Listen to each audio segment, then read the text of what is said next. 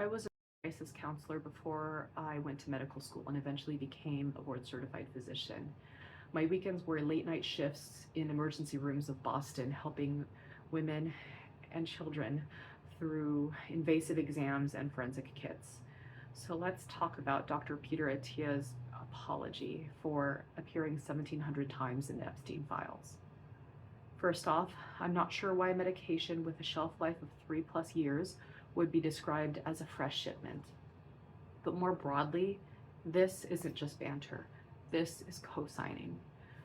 If we assume what he's saying is true, that, hey, he didn't do anything illegal, well then, at best, he supported a predatory circle because he saw each member of that circle as an opportunity to recruit clients who would pay him 6 figures a pop as their concierge longevity physician. The suffering and humanity and longevity of these girls was invisible to him because they didn't offer the same money, power, and influence. And the disconnect I think he doesn't see is the overlap between how you treat the most vulnerable members of our society and your ethics as a doctor. As doctors, we're not only mandated reporters, but also perceived figures of authority in a skewed power dynamic. And we are given the privilege of helping others through traumatic circumstances in which their bodies and lives have been seized from their control by disease.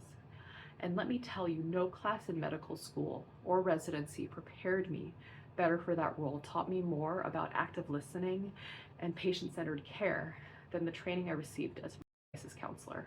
As doctors, we fight public mistrust from those who think we would rather pursue money, power, and influence than the safety and health of our patients. And I see where that comes from when people like this are the loudest and best-known physicians. And you know, I don't plan to change that because being a physician should mean doing the right thing in silence.